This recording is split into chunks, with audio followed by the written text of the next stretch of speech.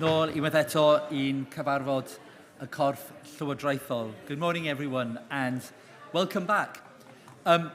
In just a moment, my chaplain, James Tout, will just say a quick word about morning prayers and the Bible study. But in advance of that, there is a slight change to the agenda for this morning. I will ask your permission for these changes when we come to them. But just to give advance notice that after Anthony speaks to us, the Secretary General of the Anglican Communion, I'd like to ask your permission to make a short statement or to invite Judge Nick Cook to make a brief statement about IPP, and he will tell you about that in due course, should you give permission.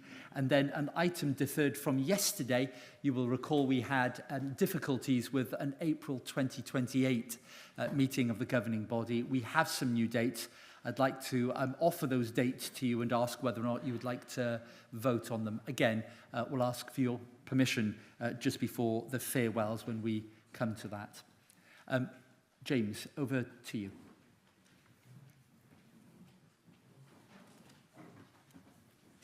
Bore da I chi gyd.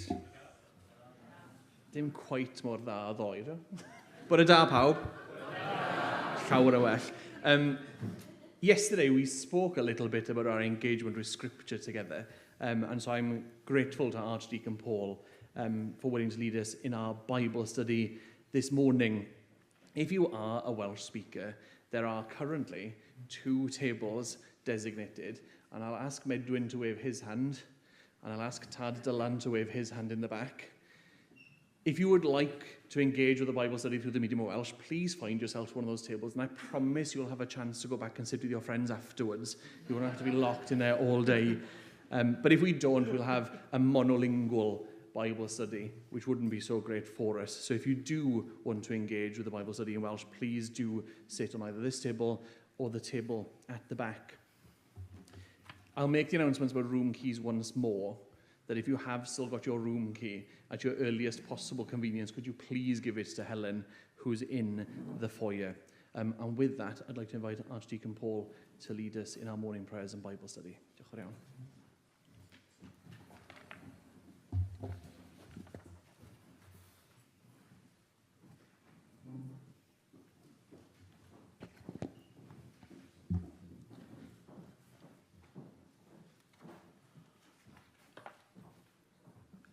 Let us pray. Almighty God, at the beginning of this new day, we pray for the work of this governing body of the Church in Wales, for its members, staff, observers and guests, that we may be guided in our deliberations and discussions by your Holy Spirit, to be faithful to your will and purpose and to further the work of your Church in our province of Wales. In our discussions, may we be generous in hearing, discerning in understanding, and patient and gentle in our disagreements. May we share a common vision, united in the love of your Son, Jesus Christ our Lord. Amen. We each say the Lord's Prayer in the language of our hearts. Ein tad, yr hwnoet yn y nefoedd, sanctaidd dy enw, dele dy dernas, gwnele dy wellus, megis yn y nef, felly ar y ddau hefyd. Darwy ni heddiw ein bara benyddiol, a maddau ni ein dyledion, fel y maddau nyn ein dyledwyr. Ac nac arwain ni profedigaeth, eithau gwarad ni rhag drwg, gan y seddw ti o dernas, a'r gallu a'r gwigoniant, yn oes oesoedd. Amen. Heavenly Father, we give you thanks for the gift of Scripture. Your revelation to your people speaks to us afresh in each generation and in every reading. Open now our hearts and minds to your voice and purposes, that you may reveal your holy word to us for our building up, education and understanding. May your Holy Spirit give us discerning minds and comprehension in our reading and discussions. In the name of your Son, our Saviour, Jesus Christ. Amen. Daw'r darlleniad cyntaf o lyfr Corinthiaid, pennod 12, adnodau 27 i 31. Yn awr, chwi yw corff Crist, ac yma i bob un ohonoch ei le fel aelod. Ymhlith yr rhain y mae Duw wedi gosod yn yr eglwys, yn gyntaf apostolion, yn ail proffwydi, yn drydydd athrawon, yna cyflawni gwerthiau, yna doniau a chai, cynorthwyo, cyfarwyddo, llefaru a thafodau. A yw pawb yn apostol? A yw pawb yn broffwyd? A yw pawb yn athro? A yw pawb yn cyflawni'r gwirthiau? A oes gan bawb ddoniau a chai? A yw pawb yn llefaru a thafodau? A yw pawb yn dehongli? Ond rhowch eich bryd ar y doniau gorau ac yr wyf am ddangos i chwi ffordd ragorach fydd.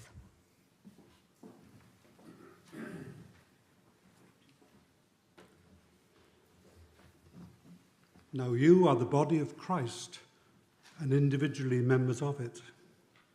And God has appointed in the church first apostles, second prophets, third teachers, then workers of miracles, then healers, helpers, administrators, speakers in various kind of tongues. Are all apostles? Are all prophets? Are all teachers? Do all work miracles? Do all possess gifts of healing? Do all speak with tongues? Do all interpret? But earnestly desire the higher gifts, and I will show you a still more excellent way. St. Paul's first letter to the church at Corinth is one that is full of teaching both for the fledgling church there and for us nearly 1,000 years later. Paul has the ability to weave pictures in the minds of his readers to help explain his theological arguments. And one of those most powerful of images is that of the body of Christ. The concept of every Christian being part of a greater whole that is the body of Christ helps Paul advance a number of points. Firstly, Christ is the head of the body, the person who controls the rest of the body. Secondly, that the Christians in Corinth, and by extension all Christians, are part of that same body, and each has a function to perform within the body, just as within the body, different parts perform different tasks. Not all members of the body perform the same functions, any more than any parts of the body replace other parts in their tasks. Eyes do not hear, ears do not smell, legs are not arms, etc.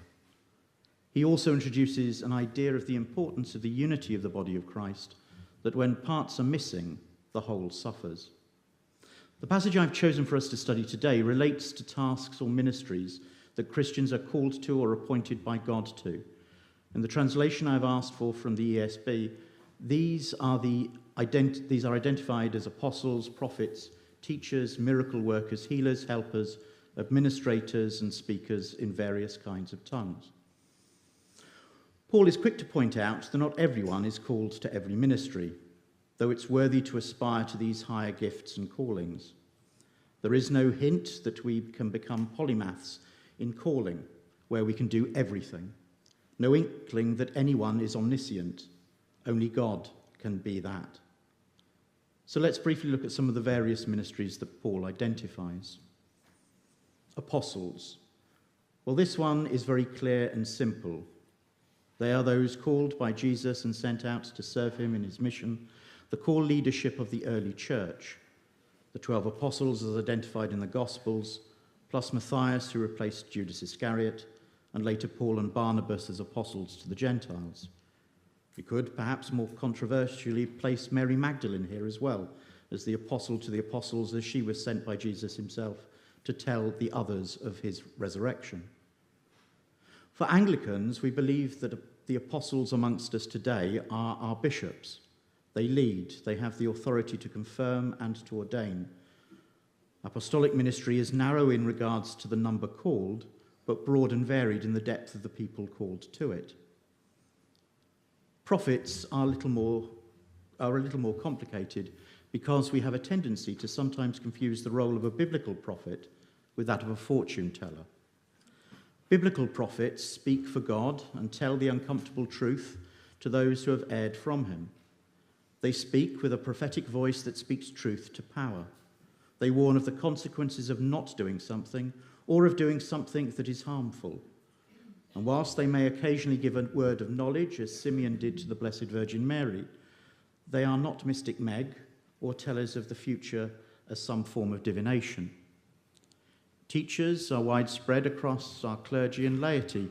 They help to explain and expound the faith, talk of our shared history and the history of God's relationship and the revelation to humanity through what is recorded in Holy Scripture. They are as varied and specialists as you have stars in the sky. Clergy are called to teach the faith, but it's not an exclusive role. Many of the finest theologians aren't ordained. It is also a matter of horses for courses. Much depends on what you're seeking to teach or impart. Miracle workers are few and far between at first glance. Some people have called me a miracle worker in the past, but that's more to do with the context of administration than healing miracles or transformation of the natural order. Every cleric wishes that they could turn water into wine, and it would certainly solve some income issues for the church. Our greatest fault in relation to miracles, of course, is that we seem to have lost our belief that they can still happen. Healers is another area that sometimes gets confusing, like the role of prophets. God heals through a healer. A healer doesn't actually do the healing themselves, but is rather a conduit for the power of the Almighty. There is that thin line of having the faith for healing to occur and promising healing when it isn't the will of God. Healing is not all about recovery from illness or suffering either. Helpers. Well, what do we mean by helpers? These are those who encourage and build up others, the exhorters who spur others on to achieve their potential or use their gifts. These are the people who give second chances and turn failures into experience of what not to do next time. The church needs more of these people, more like Barnabas. Administrators, my favourite calling because it is mine own. People groan at the mention of administration, mainly through ignorance in its purpose. Administration has at its root the Greek word that relates to navigation and steering. Its purpose is to help steer a safe course or passage to enable you to get where you want to be. Like navigating a ship's course, sometimes it will be lengthy, avoiding the dangers and perils, the riptides, the currents, the sea monsters, the rocks, the reefs, in order to ensure that landfall is made safely with all the crew still there. An army which doesn't prepare adequately and have the right equipment and logistics will soon fail dramatically. Very much a Cinderella calling in the eyes of many, but as one who thought I was going to be a civil servant rather than a priest, and have ended up as a civil servant for God, I will always champion the calling and vocation of an administrator, so the Secretariat have no fear from me. Whilst Paul doesn't explicitly mention evangelists in this passage, though he does elsewhere, it would be remiss probably not to, as there is an argument that all Christians are called to be evangelists through the Great Commission. There is also, though, the reality that when we talk about evangelists, we tend to think of large-scale evangelists rather than those who talk quietly about their faith to others.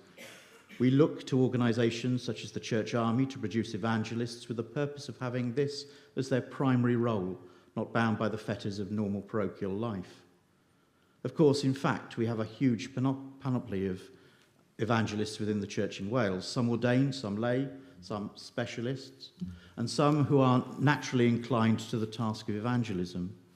Often these are charismatic individuals with a gift for words and engagement with others. This variety also covers all church traditions, despite some prejudices and stereotyping. In the church, we have a tendency not to see these gifts and callings as of equal importance, and perhaps with the exception of the apostles, put them at odds or in competition with each other, each vying for importance. But Paul's argument is very clear. All of these are part of the body of Christ. All have a role and a part to play. All parts of the body are also to be given equal honour, though we have a tendency not to do this. Some roles are, by their nature, more exciting to others. Some are more scary than others. Some are simply overlooked. But we do this at our peril. A healthy body requires all parts to be functioning properly. It also requires paying attention to each part to ensure that the lifestyle is healthy. At the end of our passage, Paul refers to a still more excellent way, which leads on to his 13th chapter, which refers to the importance, benefits, and characteristics of love. Love which keeps no score, no record of wrongs, bears no grudges. It is love embodied in Christ that keeps the body truly together. If we approach everything from the standpoint of God's love, then perceived status, primacy, competition, and rivalry will disappear. And perhaps this is where we need to begin afresh. In front of you, you will have, hopefully, a little leaflet with the readings that were given by Hazel and Paul earlier, as well as 2 questions. So what I'm going to suggest is that for the next quarter of an hour, you discuss those on your tables. There will be no plenary session. I'll just come back at the end of that time to give a closing prayer. So over to you.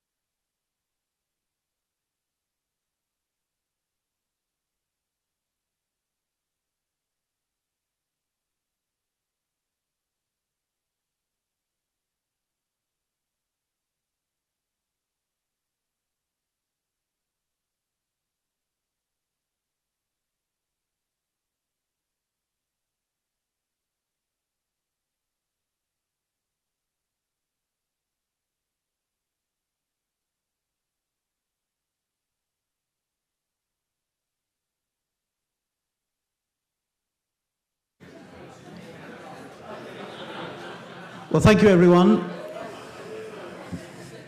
I hope that was productive. We'll just finish with a closing prayer, and then I'll hand back to the Archbishop. Almighty God, we give you thanks for the varied and diverse ministries to which you call your people within the body of Christ, your church. Help us, through the guidance of your Holy Spirit, to recognize the gifts that you have given us, and also to acknowledge these in others, that united in a common vision we may go forward to advance your purpose to your name and glory, through Jesus Christ our Lord. Amen.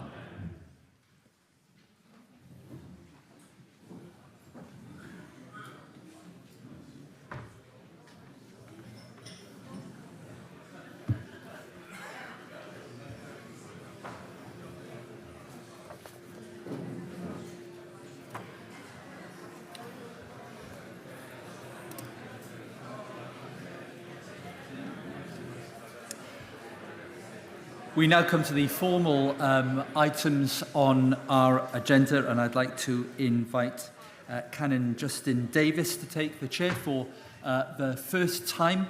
So congratulations to him, and obviously as well Mr. Paul Whitaker to come and be our assessor. Is that the new top, Simon? It is, yeah. You need to bring it close. That's right.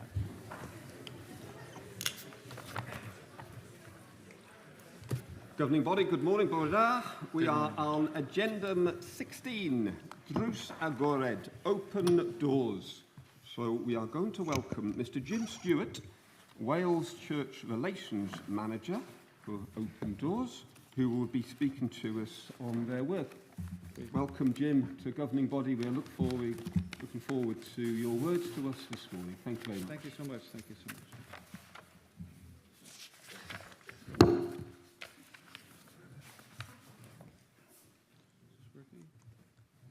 Is this working? There we are. Great. Well, thank you to Archbishop and the Standing Committee for this wonderful opportunity to come here today. I work for Open Doors. We work in over 60 countries around the world supporting the persecuted church. And I know a lot of you have heard of Open Doors. That's me and my family. So we were in Italy in the summer. My wife, she came from Eritrea, from a persecuted church background herself. And she's now a detective with South Wales Police, keeping me on the straight and narrow. And there's our boy Caleb. He just started high school yesterday. Now, I know that most of you have heard of Open Doors. There's some of you who haven't heard of Open Doors. So as you know, it was started by Brother Andrew, who passed away about 2 years ago. And it started in 1955 when he just felt a curiosity about going to the countries behind the Iron Curtain. He was curious about what the church was doing there, and he found believers that were continuing in their faith, but they were isolated and in need of support. And in one church, he saw a lady service holding a Bible up like that, and he said, "What's she doing?" And it was because there was such a scarcity of Bibles that other people were going around her to be able to read from it. One of the most poignant and important parts of the Open Doors calendar every year is in mid-January, where we produce the World Watch List. I know that many of you use it for prayer, and it's a great resource. It highlights the top 50 countries in the world where it's most difficult to be a Christian. And I do encourage you to take copies from the table out there. And over there, we've got a map, which we've produced in the past year. And I do encourage you, if you have a moment, just to go over and say a prayer for a country before you leave today. And that is the countries of the world where it is most difficult to be a Christian. It started in 1993. We produce it every year. And for every year except 1 year, North Korea has been the most difficult place to live as a Christian. And here is a video of the top 10 countries from this year.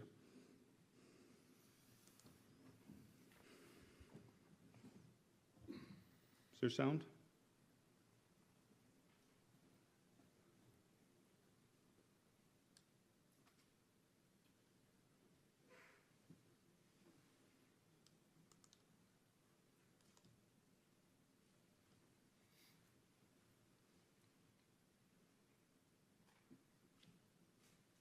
There's no sound. I'll just read out the words, perhaps, if you just want to. There we go. Could praying put you in danger? Could going to church risk your life? Could following Jesus cost you your job, your home, or your family? Around the world today, our Christian brothers and sisters are counting the cost of their faith. And these are the 10 countries where the price of following Jesus is highest. Number 10, Afghanistan. The Taliban hunts for hidden networks of believers. Suspected Christians can be arrested, interrogated, and even killed. And number 9, Iran. House churches are seen as a threat to national security. Pastor Anushavan has started serving a 10-year prison sentence after 30 agents raided his home. Sudan is at number 8. In the chaos and conflict of civil war, Christians are especially vulnerable. Believers have been attacked, their property looted, and churches closed. Number 7, Pakistan. Pakistani Christians are seen as second-class citizens. False accusations of blasphemy result in innocent believers facing mob violence. Christian girls continue to be abducted and forced to convert to Islam. Nigeria is at number 6. More Christians are killed for their faith in Nigeria than in all the other countries of the world combined. Pastor Zachariah came home one day to find his village attacked and his wife and son murdered by militants. Number 5, Yemen. The very small number of Yemeni Christians must worship in secret. House church leader Salah is on the wanted list, but despite death threats, he courageously continues his ministry. At number 4 is Eritrea. Christian activities are severely restricted. When Abdullah told people about Jesus, he was sent to prison. The conditions were so terrible that he never came out alive. Libya is number 3 on the list. Libya considers itself to be a completely Islamic nation. Libyan believers who tell others about Jesus risk arrest and violent opposition. Number 2, Somalia. In this highly restrictive Islamic society, even the suspicion of being a Christian is extremely dangerous. Converts who are discovered may instantly pay with their lives. And at number 1, North Korea. This remains the most costly place in the world to be a Christian. Even owning a Bible is illegal. Jiho's father was taken away when security agents discovered his secret book. She never saw him again. Christians are sent to appalling labour camps or simply killed on the spot.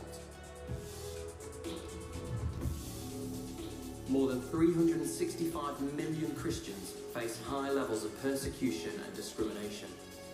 That's 1 in 7 Christians globally, and every one of them a son or daughter, a mother, a father, a child of God. For nearly 70 years, Open Doors has been supporting our persecuted church family, helping them to stand strong. They are counting the cost of following Christ, and with your help, they can keep believing, knowing that Jesus is worth everything.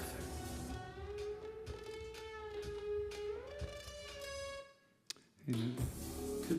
Very sobering. So yeah, we estimate that 1 in 7 Christians globally around the world suffer extreme persecution. And if I were to ask people here, if you're born in the month of February or March, to stand up, you'd see that it would probably be about 1 in 7 of the people here. Now that's quite a lot of people, but on the other hand, there's 6 out of 7 that can pray and support the 1 in 7, and that's what we feel that we're called to do as Open Doors. We use the word persecution, and really it's anyone who's experiencing hostility because of their identity as a Christian.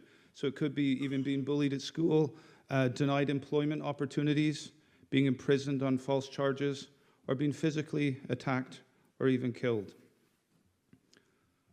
And we also talk about the smash and squeeze. It sounds almost like a bit crass to use that term, but in some ways, in some countries, it's a smash effect. The persecution is outright violence. We have our friend Suleiman, who represents our work in West Africa. He's been doing it for over 20 years, and he was saying when he started, the persecution was more like a squeeze. It was more pressure for Christians to leave, but now it's become more and more violent. When I was in Jordan last year, if you ask people there, Christians, say, are you persecuted? They would say no. But then if you ask them, can you apply for any job? Say, no, we can't. Can you live anywhere in Jordan? Not everywhere. Are you allowed to share your faith with others? I said, no, we can't. So if you put that together, we say, well, yes, there is discrimination there.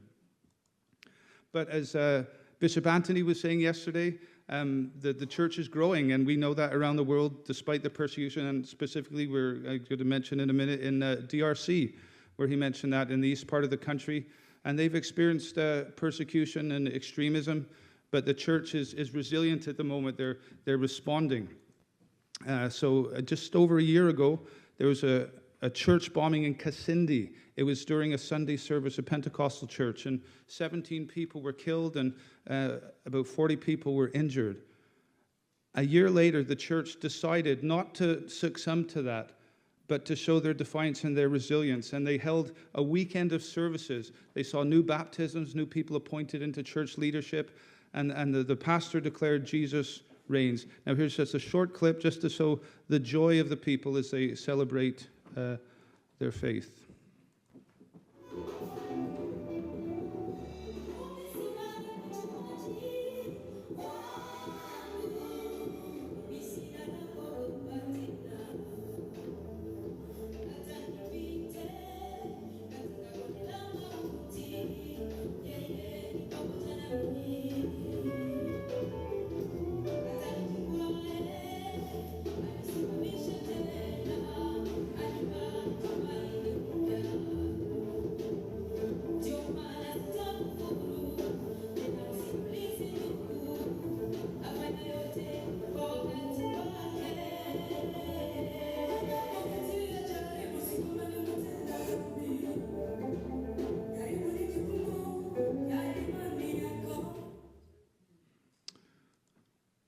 We've been using Daniel chapter 3 as one of our passages this year as we speak in different churches. And there's so much in there. It's so relevant to what's going on around the world. And the majority of the Bible was written by persecuted believers of God for persecuted believers of God. And just one nugget in there about God's preparation. So we know in chapter 3 that Shadrach, Meshach, and Abednego refused to bow down before the idol. But we see in chapter 1 how God has prepared them and prepared their conscience as they're taken away into captivity. And initially in chapter 1, they refused to eat the royal food and wine. And so God's been preparing their conscience. And that principle, even though sometimes violence happens and Christians just have to respond at the time, there's other examples of God's preparation. 2017, Pastor Raymond Coe was abducted in broad daylight in Malaysia. He was a pastor. And it seems that what his crime was that his church, which was doing a lot of social work, it was resulting in Malay Muslims coming to some of the services, and this caught the attention of the security forces and the police and the government, and he was arrested, he was abducted. He hasn't been seen since. His wife was saying, though, before the abduction, that he's a man of God. You know, he's serving God for years, yet he was intentionally memorizing chapters of the Bible in a fresh way. It was as if God was preparing him for this time of where he was imprisoned. And his wife, too, she and her daughter were with us in Cardiff for a couple of days. And she said that initially, when she found out that he'd been abducted, because she found video evidence of it, and she went to the police, but they ignored her questions and they interrogated her. And she said for the first few weeks, she was traumatized, sleepless nights, loss of appetite, and panic attacks, anxiety and fear. But then the church paid for her and her family to go to Thailand for a week retreat. And she said that it was so pivotal. It was in this time. Now, she was a woman of God herself. She knew the Lord for many years, serving God. And in that time, though, the scriptures came alive. She was able to focus on God and not her circumstances. Silence and solitude, it brought a sense of God's presence, and the prayer and worship was so helpful, and meditating on God's word. And she attributes this time as the time when God gave her great boldness, prepared for what was to come. And she's still living out her faith every day, but she's been so courageous in seeking to bring the Malaysian government and the security forces to account, and finding out what happened, not only to her husband, but to other people who've been abducted. And she was, in recognition of all that she's done, she was awarded the International Women of Courage Award by the U.S. government in 2020. Something else I like in that chapter of Daniel is God's lines in the sand. And, for Shadrach, Meshach, and Abednego, they refused to bow down before the idol. And we see that. We see examples where people will not do something. And in 2018, Leah Sharibu, she's only a young schoolgirl, 14 years old, and she was kidnapped along with 110 schoolgirls from northeast Nigeria. They were held captive by militant extremists. She was the only Christian, and after a month of negotiations, everyone else was released except her because she refused to convert to Islam. Some of her friends even said, "Why don't you just pretend to be Muslim?" But she didn't. So we believe she's still alive, but she still needs our prayers. And she serves as an example of someone standing strong in their faith for the Lord. But then we also need to choose our battles, and the persecuted church around the world, on a daily basis, they need to be making decisions. So that group of ladies down there, one of those is my sister-in-law, one of my two sisters-in-law from Eritrea. And they've experienced tremendous persecution in that country. And my wife was saying that when my wife was about 20 and her sister was 5 years younger, that at the time they just started to experience huge clampdowns at churches.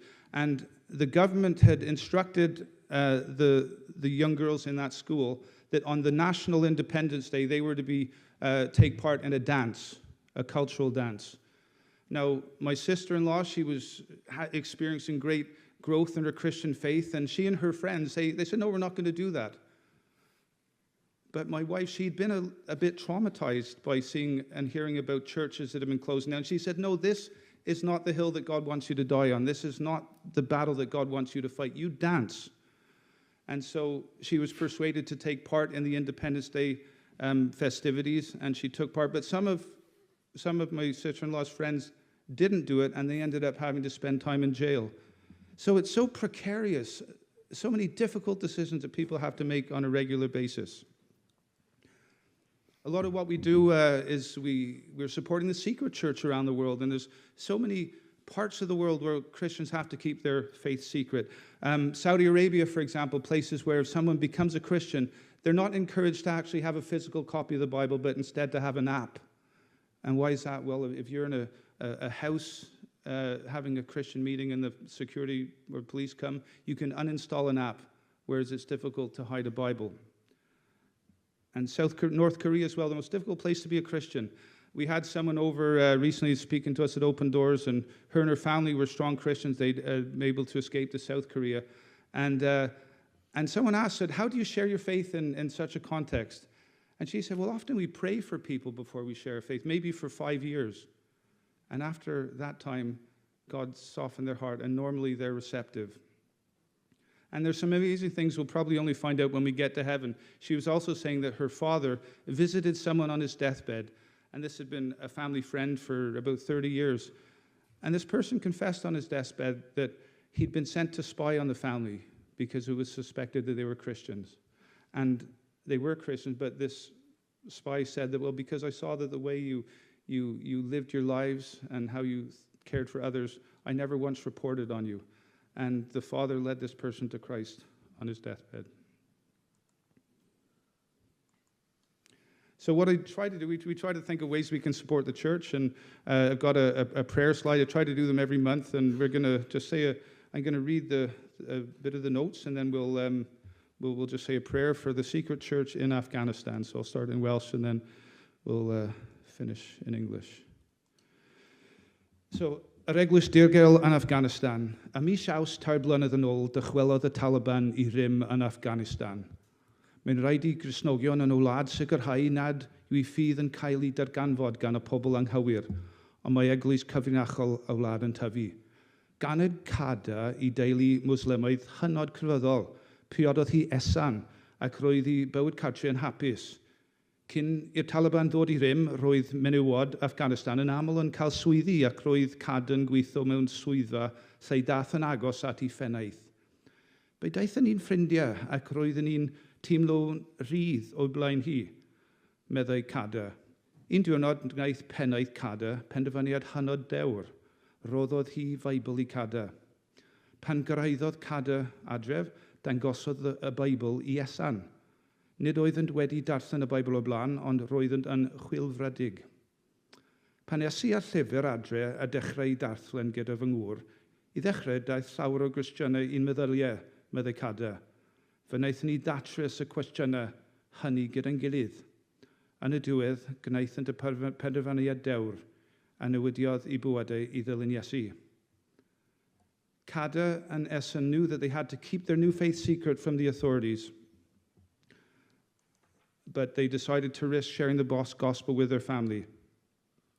They started with Cada's brother. He was anxious due to unemployment. Cada says, I asked him to learn stories from the Old Testament, and he believed. Later, I shared stories with my family, and they all became believers. My husband shared stories with his sister, and she became a believer. We continued spreading our faith. It just goes on, and sadly, the husband lost his life, and so she's continued in her faith, but she's obviously mourning in a difficult time. So let us pray for the persecuted believers in Afghanistan.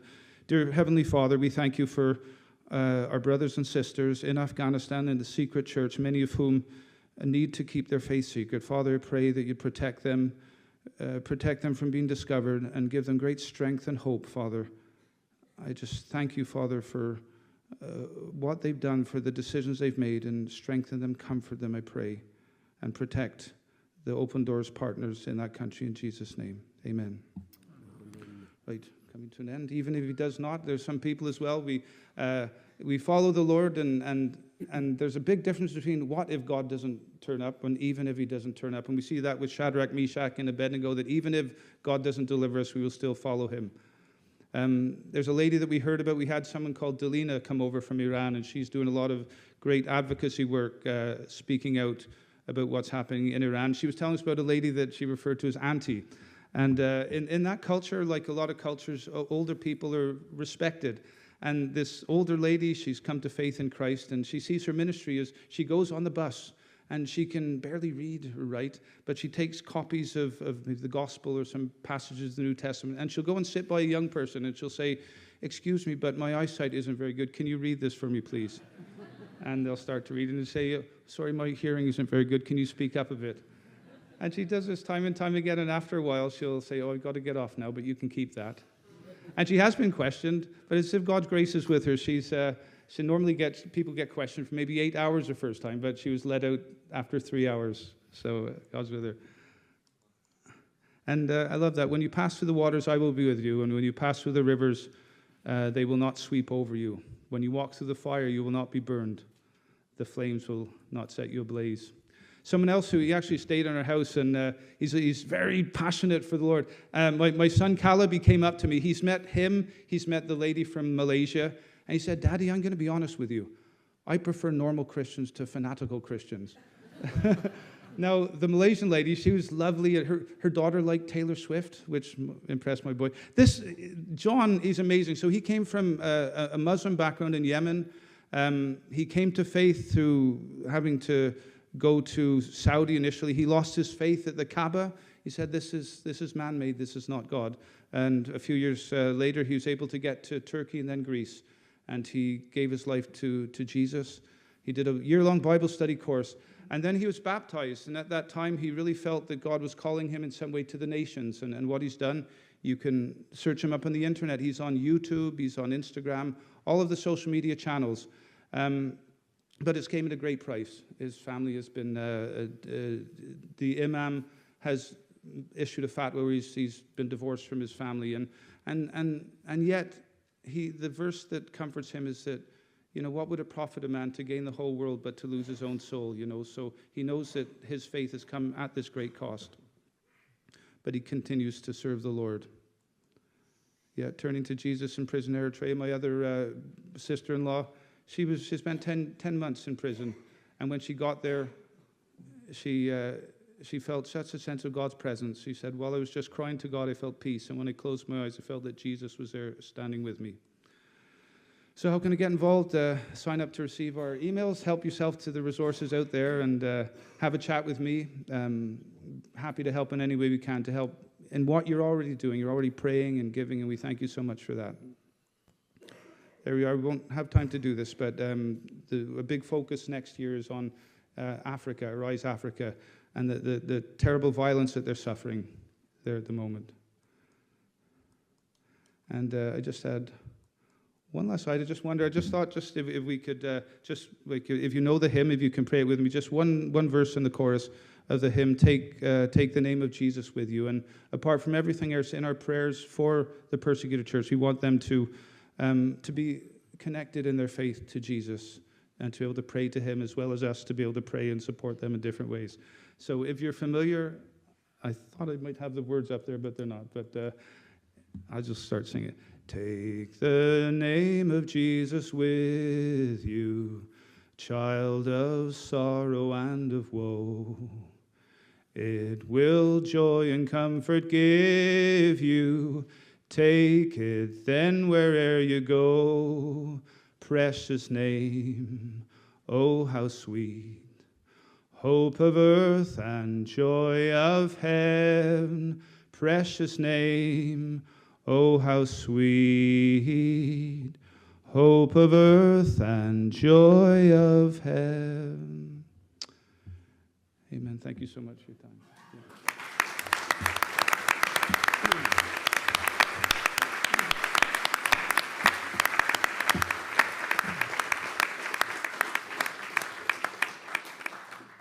Thank you, Jim, for your presentation. Governing body, there is the opportunity to now ask any questions or make comments. If anybody would like to come forward and do so, please do now.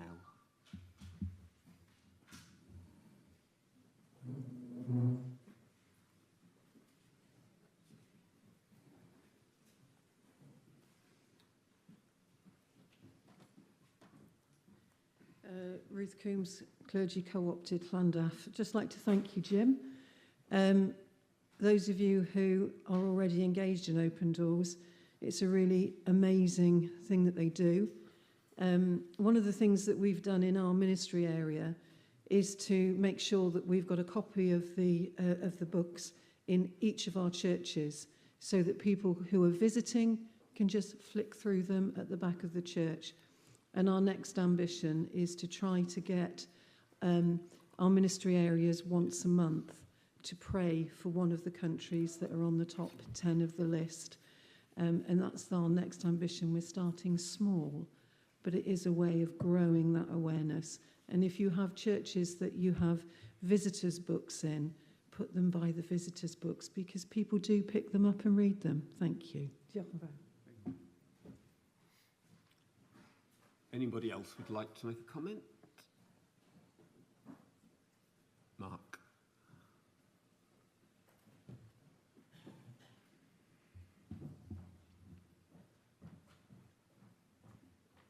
Mark Thomas, clergy elected from S&B Diocese. Jim, I want to say thank you so much for coming and bringing that presentation, and I want to thank the Standing Committee for organising this session as well. Certainly for us in our context, it's just so encouraging to hear the stories of faithfulness from all around the world, and certainly we're really looking for sort of wisdom and examples. I love the example that Ruth just shared actually for how we can sort of make our churches more aware but also be more conscious of the persecuted church throughout the year. One question I was going to ask was, are there kind of specific prayer resources? One of the things we're conscious of in our context is wanting from the youngest children upwards to be able to engage and understand, and of course some of the more sort of violent and scary contexts, it's a little bit difficult how you explain that to children and get them praying, but I just wondered if you've got any advice and resources when it comes to prayer. Well, the good start, we got some prayer passports, so that I know some people might be using that already, so take some of those. We generally leave it till they're in their teens before we officially start working with people, but we have resources for families, like there's family resources, so we can put you in touch with those. But prayer passports are good because then you can do it as a family, praying for specific countries, and there's little things you can stamp and stuff. Brilliant. Just thanks so much. Please, can we have it again sometime? Hi, Emma from St. Asaph, elected. I was just mindful of, you get this idea that you twin a toilet, for example. Is there a way of twinning a church so that each of our churches could pray for a specific church and be in some way in contact with them so that it was a very live and prescient prayer rather than an amorphous, we're praying with you and standing with you? One thing that we've developed in the past 2 years is called the One Church Initiative. So this has the purpose of bringing the persecuted church closer to people here. So it's there's quarterly online meetings for an hour, but there'll be interviews and people talking, content that wouldn't be in our public-facing stuff that you see on the internet. So that would be definitely something to consider, and send you more information on that. That'd be great. Thank you. If there's nobody else on behalf of the governing body, thank you, Jim, for your presentation today.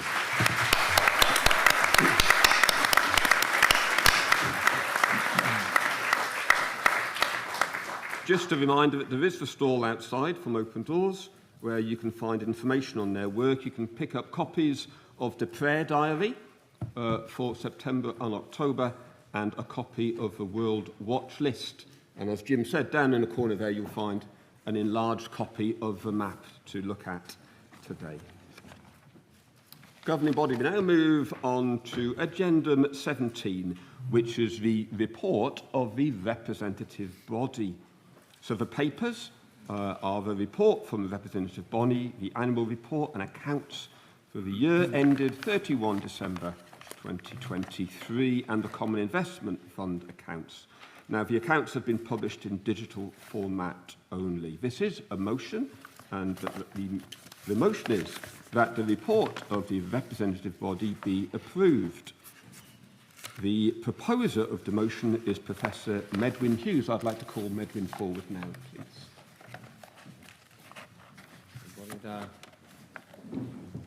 Edwin Hughes, ex-officio chair of the RB. Gras, Llywodraethol Fainc, Llywodraethol Corff Llywodraethol. Dwi'n falch iawn o gael y cyfle i gyflwyno yr adroddiad blynyddol ac i roedd i gorolwg i chi o gyflwr y corff cynrychioliadol. You have 3 items presented to you. The first is a short report setting out some of the matters which the representative body have been engaged with over the last couple of months. In my presentation, I'll draw your attention to the main highlights of the report and also an update on the Church Growth Fund. You also have 2 further documents as noted, the annual reports and accounts for the year ended 31st of December 2023 and the annual report of the Church in Wales's Common Investment Fund for the year ended 31st December 2023. These reports were considered and approved by the representative body at its meeting in June. I'm pleased to be able to report that the RB received the audit findings. That's a key report, an annual finding report, and that we received an unqualified audit opinion from the external auditors. And it's always good to have an unqualified audit report. Gai fanteisio'r y cyfle I ddiolch I staff yr RB am y gwaith aruthrol sydd yn digwydd. Can I thank... Can I just stop you a minute? We don't seem to have translation working. Can I thank the... Has anybody got translation working? No. No? Right. Well, can I thank the staff for the excellent work that we've had. I'm indebted to you for the significant work, the commitment that you give, and I'm sure we will all want to express our gratitude. Can I just refer you to some of the highlights in the context of the financial statements? The investment gains for the year, as you'll note, was 47 million, which is a very positive result at the end of the year. There was an increase in total net funds for 2023 of 38 million. The increase, therefore, for the funds of the balance sheet, as you will see, by 31st of December, from 830 million to 868 million. Over 95% of the representative body's income is generated through its investments. And during 2023, the representative's body investment income increased by 1.6 million. And you'll see within the report the various levels compared to 2022. The net operational deficit for the year, as noted, was 2.6 million, but as you'll see, that was offset by the investment gains of 47 million. The total assets of the representative body are in a very good shape. Our role as trustees is to make sure that we use those wisely for the future for the church. You'll also note that the endowment fund of 5.1 million represented the value of the former St Michael's College site. The general funds that we use was noted as 499 million. And as can be seen from the general report, in 2023, the total partnership funding was set at 2.7 million, and an additional 3.6 million was provided to dioceses from the Structural Resilience Fund. The representative body also has agreed the partnership funding will be set for 2.5 million for 2024, together with 3.7 million from the Structural Resilience Fund. We also cover, of course, the bishop's costs, including the office costs. Those are met directly from the representative body. Overall, 30% of the total expenditure of the Church in Wales is covered by the representative body. I'll also refer you to the Common Investment Fund. You will note that it was valued at the end of the year at 75 million. Now, at its meetings, the RB have also been regularly updated with regard to the various streams of funding which we provide to the diocese. Either the partnership funding, the structural resilience funds, and also we are engaged and we receive reports on the Church Growth Fund. We received an update yesterday from Simon Lloyd on those initiatives. But it is worth reminding the governing body that this is a key investment opportunity for the Church in Wales. Of the decisions that were taken to spend 100 million from capital reserves. And this fund allows us to consider new opportunities, new innovative approaches for sharing the gospel throughout Wales. Already we have seen there have been 2 Tier 1 grants approved by the allocation group, one in Bangor and one in Swansea and Brecon, Tier 1 under £10,000, and 3 Tier 2 grants, very exciting projects. 2 projects in St Asaph for mission hub churches and rural pioneer ministry, and 1 project in Monmouth involving school engagement. These are really exciting opportunities, and we can learn a lot, I think, as a province. The creativity and the dynamism of these projects is something that we very much welcome. And next week, we have a very full day of consideration of other really exciting, excellent projects, subject to the views of the committee, of course, but they really are an opportunity for us to celebrate the work of Christ and to move forward together in a very structured way. At its most recent meeting, the RB approved the parochial fees, the vacancy fees, and the parsonage board contributions for 2025. We also agreed the level of stipends and the salaries for 2025. In doing so, of course, we are minded of the advice which we receive from the Human Resource and Property Committees, and we have regard to those professional considerations. The paper also provides other information, and I'm more than happy for the officers to answer any questions. Finally, as I stated in my chair's introduction within the annual report, the representative body exists for one purpose. It is there to serve. I say that every year, but it's such an important statement.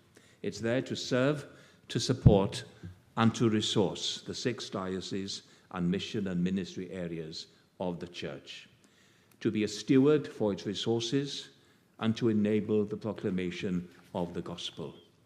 Our Archbishop was so clear yesterday that together we are so much stronger.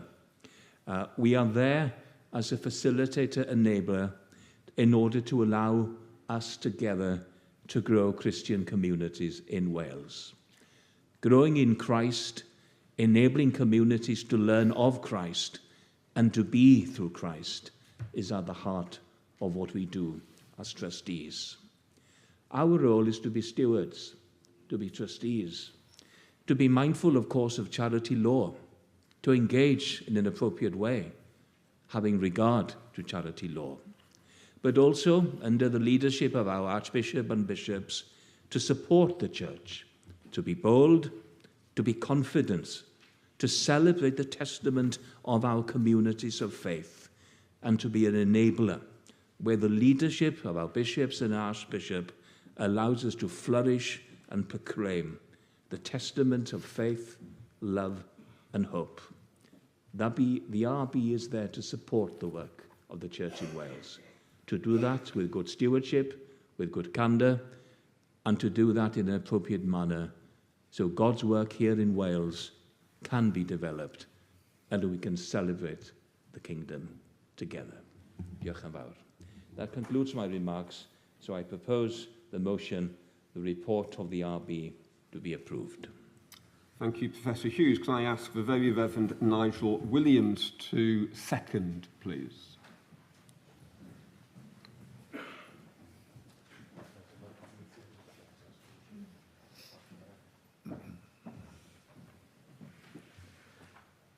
The translation equipment is now working. Thank heavens for that. Anwyl gyfeillion, mae'n fraint cael eilio'r cynnig sydd ger bron. Gai cyn gwneud hynny, diolch i'r cadeirydd am ei arweiniad didwyll ar hyd y flwyddyn. Are they working? Yndi? Da ni wedi cael arweiniad bendigedig. Gai hefyd eich sicrhau chi fod yr ymddiriedolwyr i gyd yn bobl sydd yn cymryd eu gwaith o ddifri ac yn ddidwyll iawn yn eu gwaith. Da ni'n gwybod sydd i drafod, da ni'n gwybod sydd i anghytuno yn dda, a da ni'n gwybod sydd i weld ffordd ymlaen. Ac felly mae bob peth sydd wedi cael ei drafod yn ystod y flwyddyn wedi cael ei wneud yn drylwyr iawn. Ac felly mae hi'n fraint i eilio y gosodiad sydd ger bron y Corff Llywodraethol.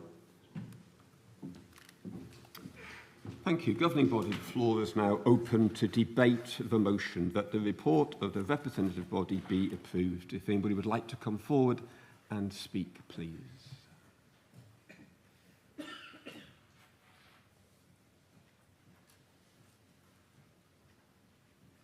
No? In that case, I'm assuming Professor Hughes doesn't want to make any response to a nil request. In that case, governing body, we will move to vote. This is a simple majority vote to take place. Could I please ask you to vote for, if you would, using your cards? Thank you. Anybody against the motion? And any abstentions? No. Thank you very much indeed. Are we going to take an early and finish, come back early? Yeah, quarter past 11. Governing body will now move to coffee. So if we'll like to be back, please, on prompt at 11:15, when I will then pass over the chairmanship to the Bishop of St. Asaph. Thank you very much.